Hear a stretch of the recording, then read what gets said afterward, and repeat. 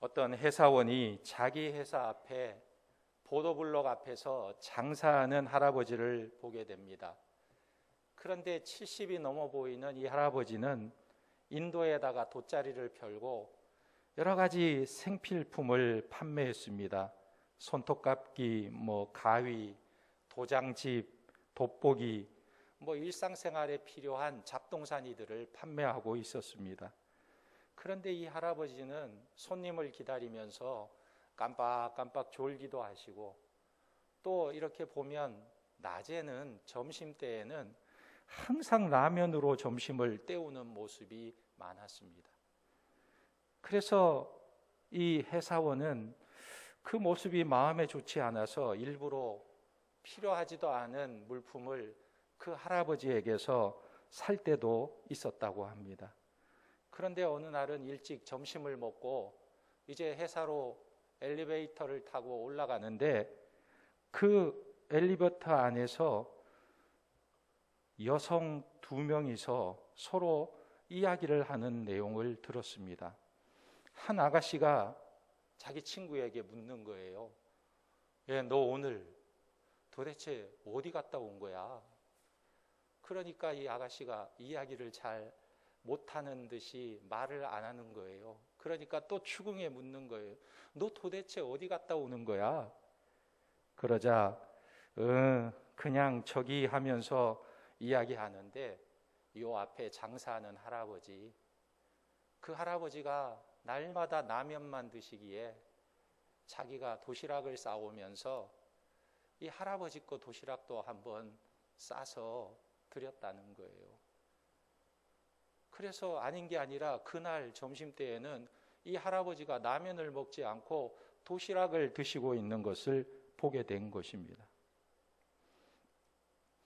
여러분, 이 아가씨, 엘리베이터를 타고 올라가는 이 아가씨 2사람은 과연 예수를 믿는 사람일까요? 믿지 않는 사람일까요? 여러분, 도시락 싸다 줬다니까 믿는 사람이요 이렇게 말할 수 있겠지만 아무도 몰라요. 믿는 사람일 수도 있고 안 믿는 사람일 수도 있는 거예요. 그러나 우리가 알아야 하는 것은요, 세상에는 이렇게 마음이 따뜻한 사람들이 있다는 거예요. 믿는지 안 믿는지는 모르겠지만 마음이 따뜻한 사람들이 있다는 거예요. 오늘 말씀 1, 2절에 그것을 보여주고 있는 것입니다. 바다에 빠져서 죽을 뻔한 바울의 일행이 이 널조각을 붙잡고 헤엄쳐서 간신히 멜리데라는 섬에 상륙하게 됩니다. 근데 당시에 겨울이고 비도 오고 있는 상황이어서 얼마나 추웠겠어요. 이 겨울 날씨에 물속에 빠졌으니 얼마나 그들이 춥겠습니까? 죽을 힘을 다해 섬에 도착했는데, 그런데 보니까 그 섬의 원주민들이 이 바다에 빠진 사람들이 도착하기 전에 미리 불을 피워놓고 그들을 기다리고 있는 거예요. 불을 피워놓고 음식도 준비해놓고 이들을 영접하고 환영하는 것입니다. 그런데 이 사람들을 세상 사람들은 뭐라고 불렀냐면 그 원주민들을 가리켜서 야만인이라고 불렀어요. 야만인. 지금 개역개정은 원주민이라고 번역했지만 옛날 성경에는 야만인들이라고 그랬어요. 야만인. 옛날 로마 사람들은 헬라어를 사용하지 않는 모든 사람들을 야만인이라고 불렀어요. 야만인.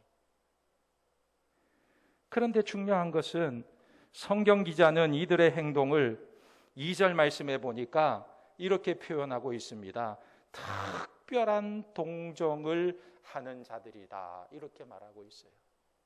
그러니까 물에 빠져서 죽어가는 사람들, 구사일생으로 살아남은 사람들을 따뜻하게 보살펴주기 위해서 불을 지펴놓고 그들을 맞이해주는 특별한 동정이 있는 사람들이다, 이렇게 표현하고 있는 것입니다. 그렇다면 이 사람들이 야만인이 맞습니까? 과연 이 원주민들은 야만인일까요? 그렇지 않아요. 물에 빠진 사람들이 얼마나 추울까를 생각해서 미리 불을 지펴놓고 기다릴 줄 아는 사람들이 어떻게 야만인이겠어요? 저들의 마음은 참 따뜻한 사람들을 마음을 가진 사람들입니다. 우리도 몇 년 전에 기아대책에 후원을 한 적이 있어요. 밥을 굶는 아이들에게 결연을 맺어서 후원을 하기도 하고, 또 그 아프리카 오지에 물이 없는 지역에 우물물을 파주기도 하고, 우리 성도들이 동참을 했죠. 그런데 이 소식을 들은 어떤 믿지 않는 분은 자기도 좀 동참하게 해달라고 해서 자기도 후원에 동참한 분도 계세요. 안 믿는 분이, 믿지도 않는 분이 교회에서 그 기아대책 본부를 통해서 어렵고 가난하고 목마른 자들에게 도움을 준다고 하니까 자기도 동참하게 해달라. 그래서 참여한 자가 있어요. 이것을 보면 우리가 사는 이 세상 사람들이 기본적으로는 그 마음에 따뜻함이 있음을 우리가 알 수가 있는 것입니다. 안 믿는 사람이라고 해서 몽땅 다 이상하고 마귀에게 사로잡혀서 악한 사단처럼 행동하는 것은 아니에요. 오히려 그들도 하나님의 형상으로 창조된 하나님의 창조한 사람이라는 것을 우리는 잘 알 수가 있는 것입니다. 그런데 문제는, 중요한 것은 무엇이냐 하는 거예요.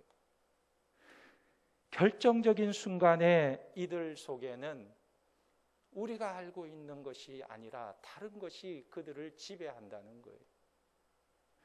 오늘 3절 4절 말씀에 보면 바울이 나무 한 묶음을 거두어서 불에 넣어서 불을 지피려고 하니까 그 뜨거운 열기 때문에 나뭇가지 사이에 숨어있던 이 독사 한 마리가 나와서 바울의 손을 확 물어버린 거예요. 독사가 바울의 손을 물자 원주민들이 그것을 보고 이렇게 말했습니다. 4절에 원주민들이 이 짐승이 그 손에 매달려 있음을 보고 서로 말하되 진실로 이 사람은 살인한 자로다. 바다에서는 구조를 받았으나 공의가 그를 살지 못하게 함이로다 하더니. 이런 말입니다. 이 사람이 죄수인 것을 보니까 정말 살인자가 맞구나. 바다에서는 어찌어찌해서 살아났을지 몰라도 공의가 그 사람을 살려두지 않는구나. 이 원주민들이 이렇게 판단한 거예요. 여기서 여러분, 공의라는 것은요, 공의가 그를 살려두지 않았다라고 말하는데, 공의는 헬라어로 헤디케라는 말인데 그리스 신화에 보면 복수의 여신을 말하는 거예요. 복수의 여신. 그 공의가 이 사람을 심판했다, 이렇게 말하고 있는 것입니다. 그런데 5절에서 7절 말씀을 보면 이들의 생각이 또 바뀌게 돼요. 그런데 가만히 보니까 이 바울이 독사에게 물렸는데도 죽지 않고 살아있는 거예요. 아무리 기다려봐도 그 독사에게 물리면 다 죽게 되는데, 이 바울이 독사에게 물렸음에도 불구하고 시간이 지났는데도 불구하고 죽지 않고 살아있더라 하는 것입니다. 그래서 이들의 생각이 또 바뀐 거예요. 바울이 죽지 않으니까 이제는 바울을 향해서 뭐라고 말하냐면, 이 바울은, 이 사람은 신이로구나 그랬어요. 신이다. 독사에 물렸는데 죽지도 않고 살아있으니 신과 같은 존재다, 그렇게 말하는 것입니다. 무엇을 지금 말하고 있습니까? 이 사람들은 따뜻한 마음을 가지고 있지만 저들의 사고방식은 너무나 달랐다 하는 것입니다. 다른 것이 무엇입니까? 저들에게 다른 것은요, 저들은 눈에 보이는 것, 나타난 것에 의해서 그것으로 모든 판단과 근거를 삼는다는 거예요. 외모로 사람을 판단하는 것입니다. 그리고 저들의 사고방식은 미신적인 사고방식에 사로잡혀 있는 거예요. 아무리 그들이 인정이 넘치고 따뜻한 마음이 있어도 항상 하나님이 있어야 할 자리에 다른 것이 자리를 차지하고 있는 거예요. 우상이 그들의 마음을 자리 잡고 있는 것입니다. 이것이 바로 세상이라는 거예요.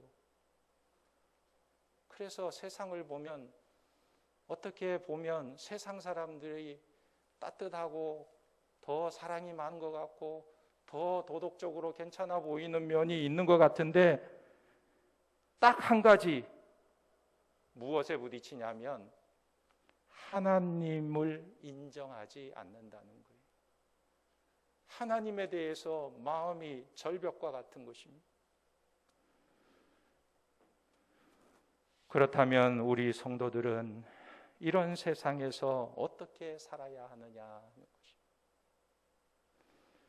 우리는 이런 세상과 생각이 다르고 원리가 다르고 목표가 다른 사람들이어야 한다는 거예요. 예전에 현대그룹의 정주영 회장이 젊을 때에 하루는 공사장에서 밤에 잠을 자는데 빈대가 얼마나 자기를 물어 뜯는지 이 빈대 때문에 잠을 잘 수가 없는 거예요. 그래서 빈대를 좀 피하기 위해서 탁자 위에서 자면 빈대가 안 물릴지 하고 탁자 위에 올라가서 자는데 거기도 뛰어 올라서 다가오더래요, 빈대가. 그래서 양재기에다가 물을 담아가지고 이 탁자 다리를 4군데 양재기를 놓고 물을 담고 그 위에다가 탁자를 놓고 그렇게 자니까 이 빈대가 물을 이렇게 넘기가 힘드니까 이제 안 다가오더래요. 그런데 한참 자다 보니까 또 무는 거야. 그래서 이렇게 보니까 이 빈대들이요, 얼마나 노력을 하는지 필사적으로 벽을 타고 올라가서 천정까지 가가지고 천정에서 뚝 떨어지더래.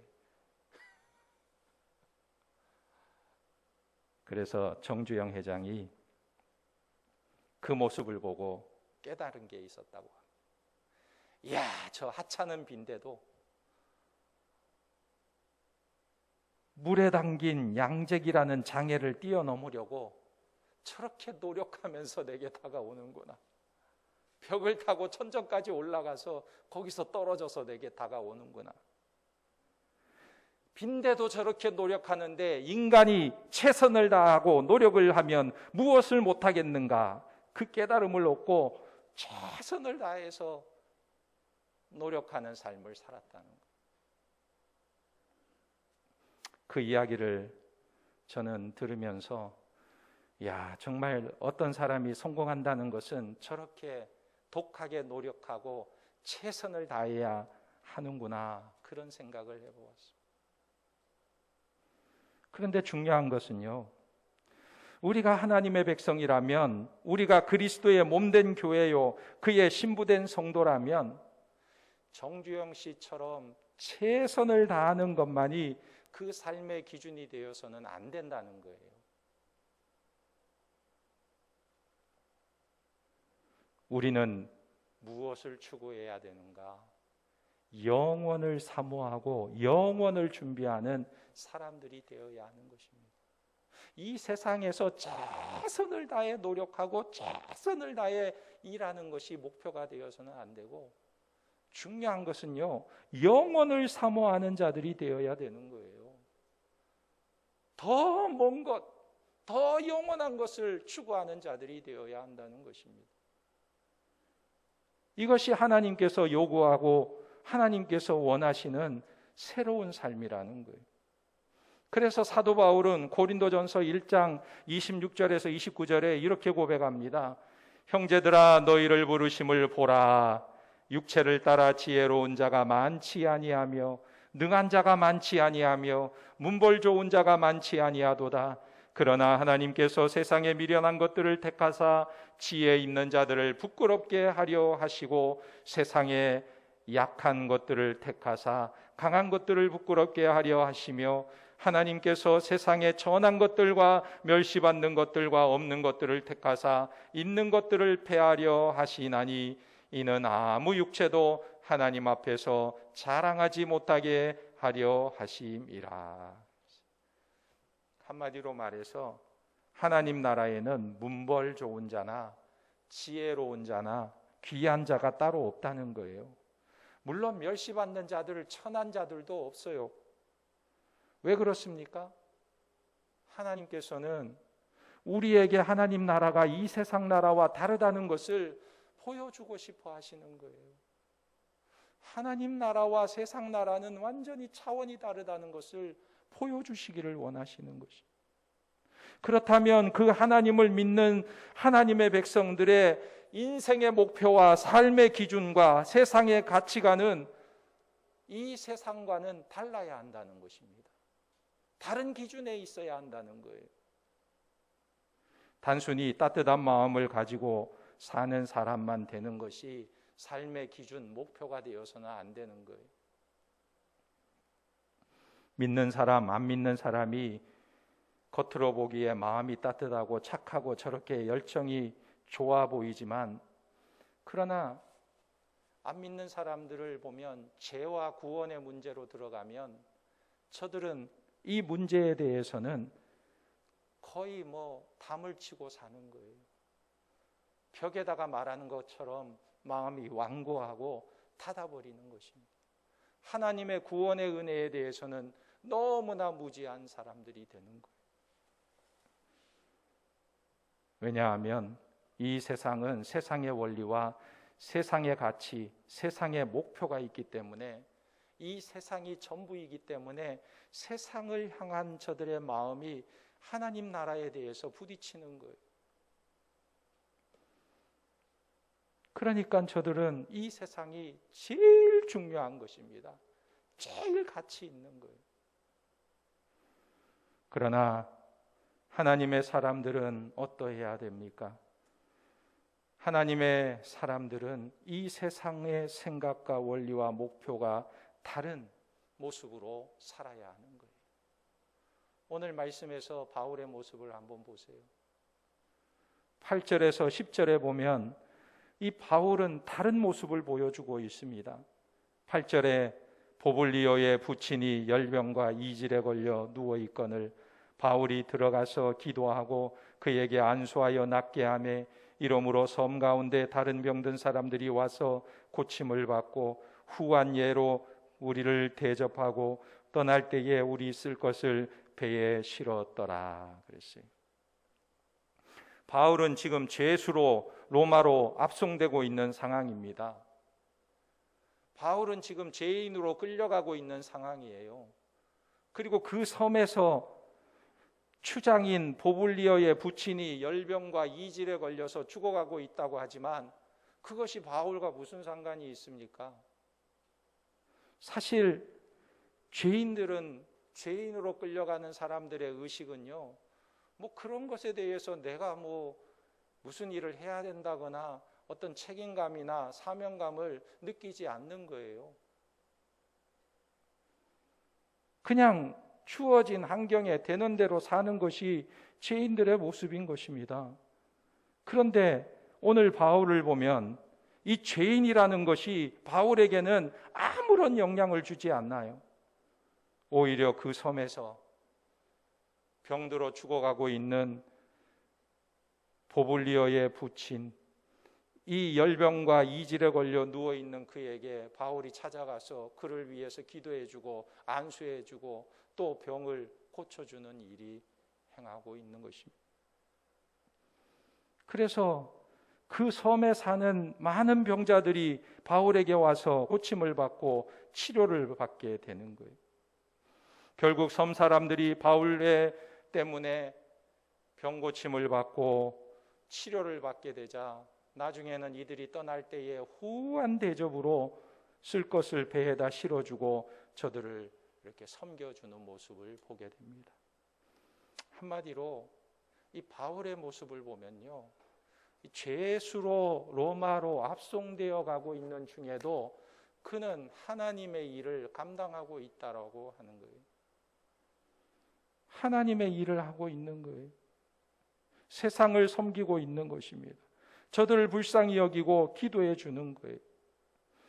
그래서 오늘 이 상황들을 잘 살펴보면 이 바울이 탄 배가 원래는 어디에 머물려고 했냐면 베닉스에 머물려고 했던 것입니다. 왜냐하면 그곳에서 겨울을 나면서 그곳에서 좀 즐거운 날들을 보내려고 했던 거예요.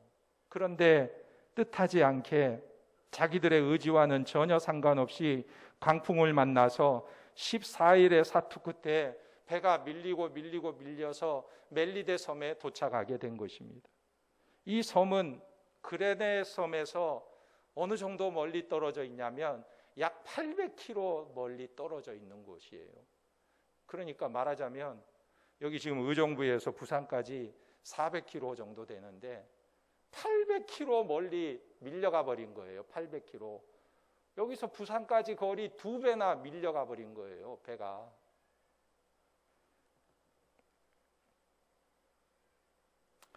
이 말씀을 보면서 우리는 우리의 인생이 때로는 내 마음대로 되어지지 않는 것 같아요. 약 80km, 50km 떨어져 있는 그레데 섬으로, 베닉스 섬으로 가고자 했지만 강풍이 불어서 유라굴로 강풍으로 인해서 이 배가 800km나 떨어진 이 멜리데 섬에 상륙해 있는 상황을 누가 상상이나 했겠습니까? 내 마음대로 되지 않는 인생이 펼쳐지고 있는 것을 보게 됩니다. 전혀 예상치도 않은 곳에 가 있는 모습을 보게 되는 것입니다. 그런데 이런 상황 속에서도 하나님께서 지금 개입하시니까 전혀 뜻밖의 역사가 나타나는 거예요. 무슨 말이냐면 이 멜리데 섬의 원주민들, 야만인이라고 불리는 사람들을 예수 그리스도의 사랑으로, 복음으로 치료해주고 고쳐주는 역사가 일어났어요. 그뿐만 아니라 이 멜리데 섬은 저들이 전혀 의도한 곳이 아니었지만 이 섬을 가만히 지도에 놓고 살펴보면 이 멜리데 섬은요, 로마라는 곳을 향하기에는 아주 가까운 위치에 처해 있더라는 거예요. 그러니까 이 배가 강풍에 밀려서 계속해서 밀려 800km나 떠내려갔는데 이 배가 어디에 멈춰 있냐면 이태리 반도 코앞에 와 있던 것입니다. 여러분, 뱃사람들은 베닉스에서 겨울을 즐기고자 했지만 하나님은 유라굴로 강풍을 통해서 배를 밀어서 800km나 떨어진 멜리데 섬에 멈추게 하시고 바울이 가고자 했던 로마, 이태리 반도 코끝에 와 있도록 하나님께서 역사하시는 거예요. 이것이 바로 하나님께서 일하시는 방법인 것입니다. 하나님은 우리의 인생에 때로는 고난과 풍랑을 주시지만 그 고난과 풍랑 속에 하나님은 역사하고 계신다는 거예요. 하나님이 일하고 계신다는 것입니다. 모든 것을 협력하여 선을 이루어 가신다는 거예요. 그러면 우리 성도가 바른 삶을 바라보는 능력은 어디에 있느냐 하는 것입니다. 우리가 정말 하나님의 백성이라면 어떤 상황 속에서도 하나님의 메시지를 듣고 우리에게 처해진 상황들을 해석하는 능력이 있어야 하는 것입니다. 유라굴로 강풍이 불 때에도 하나님께서 반드시 이 배를, 우리를 로마까지 인도하실 것이다, 이 확신이 있어야 되는 거예요. 또 멜리데 섬의 추장 앞에서도 독사가 나를 물었다 할지라도 하나님께서 나를 로마까지 가야 한다고 말씀하셨으니 이 상황에서 내 몸에 독이 퍼져서 쓰러지거나 죽지 아니하고 나는 로마에 반드시 가게 될 것이라는 확신이 우리에게 있어야 하는 것입니다. 바울은 유라굴로라는 강풍 가운데서도 하나님을 원망하거나 불신의 마음에 빠지지 않았습니다. 여러 가지 위험한 상황과 어려운 일들이 그들에게 일어났지만 그 상황 속에서도 묵묵히 참고 견디면서 하나님의 신실하심을 조금도 의심하지 않았어요. 그러니까 그 멜리데 섬에 난파된 배에서 뛰어나려 표류하는 자와 같은 모습이었지만 그 섬의 사람들을 오히려 치료해주고 고쳐주고 그리스도의 복음으로 능력으로 새롭게 하는 일들을 감당했던 것입니다. 하나님의 신실하심을 바라보았기 때문에 그렇습니다. 그래서 바울은요, 언제나 어떤 어려운 환경 속에서도 나는 나를 인도하시는 신실하신 하나님을 조금도 의심하지 않고 믿는다. 이것으로 세상 사람들을 설득하고 그들의 삶을 이끌어 왔던 것입니다. 여러분들은 여러분들의 인생이 마음대로 사라지지 않을 때에도 하나님께서 신실하게 우리의 인생을 이끌고 계심을 믿습니까? 하나님이 인도하고 계심을 믿습니까? 하나님께서 우리의 걸음을 이끄시고 하나님이 원하시는 곳으로 인도해 가심을 믿으십니까? 하나님은요, 우리를 바울이 지금 유라굴로 강풍 때문에 죽을 위기 상황을 만났지만 하나님은 오히려 그 배를 멜리데 섬으로 인도하셔서 놀라운 하나님의 계획을 보여주시는 것처럼 우리의 인생을 하나님께서 인도해 가시는 줄 믿으시기 바랍니다. 아무리 우리의 인생의 고난의 터널을 지난다 할지라도 그 고난의 터널 속에서 불안해하고 염려하기보다 오히려 불안해하는 자들을 위로하고 그들에게 오히려 하나님의 은혜를 베풀고 견고하게 서서 당당하게 그리스도의 복음으로 사람들에게 전파하는 믿음의 백성들이 다 되시기를 예수님의 이름으로 축원합니다. 아멘. 기도하겠습니다. 하나님, 우리가 살아가고 있는 이 인생의 나그네 길이 어느 곳에 어려움이 없으며 어느 곳에 어려움을 겪지 않는 자들이 있습니까? 하나님, 그 어려움 가운데서도 언제나 변함없이 신실하게 역사하시는 하나님을 바라보게 도와주시고 만나게 도와주시고 우리 가운데 일하시고 우리를 인도하시는 하나님을 믿고 의지함으로 그 하나님의 역사하심을 많은 사람들에게 나타내며 복음을 증거하는 우리의 삶이 되게 도와주시옵소서. 예수님의 이름으로 기도하옵나이다. 아멘.